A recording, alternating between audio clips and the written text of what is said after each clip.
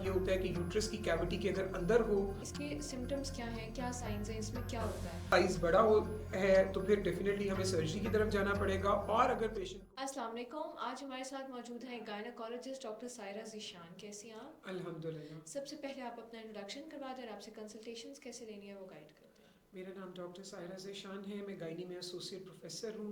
मुझसे कंसल्टेशन के लिए आप मरहम का प्लेटफॉर्म यूज़ कीजिए। वीडियो कंसल्टेशन और इन क्लिनिक दोनों की फैसिलिटी अवेलेबल है। बिल्कुल ठीक है। अच्छा, आज हमने जिस टॉपिक पे बात करनी है वो है फाइब्रॉइड्स। शायद लोगों को इतना कॉमनली नहीं पता कि फाइब्रॉइड्स क्या होता है, ये कैसे डेवलप होता है। तो सबसे पहले तो आप ये गाइड कर दें कि फाइब्रॉइड्स होता क्या है और ये कैसे डेवलप होता है।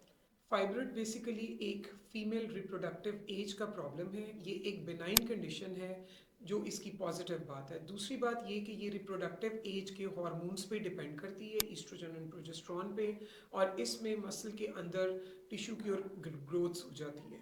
अब इसकी डिफरेंट टाइप्स हैं, मतलब ये बाजुकात ये होता है कि यूट्रस की कैविटी के अगर अंदर हो सकती है, उसकी वॉल के अंदर हो सकती है और उसके बाहर भी हो सकती है। ओके। अच्छा, तो इसके सिम्टम्स क्या हैं, क्या साइंस हैं, इसमें क्या होता है? अब बहुत से पेशेंट्स में तो अगर छोटे फाइब्रॉइड्स हैं तो एसिम्प्टोमेटिक होते हैं, वो कोई सिम्टम भी नहीं शो करते। आप किसी भी वजह से अगर अपना अल्ट्रासाउंड कराते हो तो आपको यूजली वो कह देंगे जी जी एक रसोली है।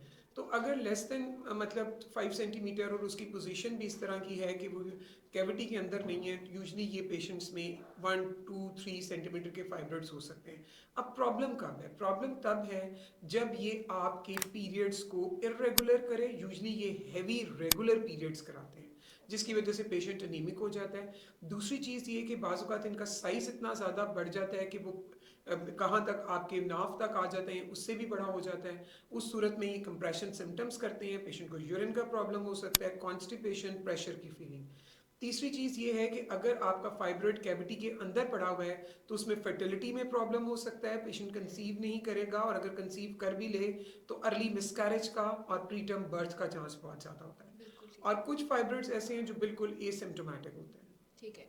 अच्छा, तो इसके ट्रीटमेंट ऑप्शंस क्या हैं? क्या इसका ट्रीटमेंट सिर्फ सर्जरी के थ्रू हो सकता है या मेडिकेशन या लाइफस्टाइल मॉडिफिकेशन में भी हम कुछ कर देखिए, जो सकते हैं? इसका ट्रीटमेंट है वो डिपेंड करता है कि what is the type of fibroid, उसकी टाइप क्या है, उसका साइज़ क्या है, पेशेंट की एज कितनी है, पेशेंट की फर्टिलिटी विशेस क्या है।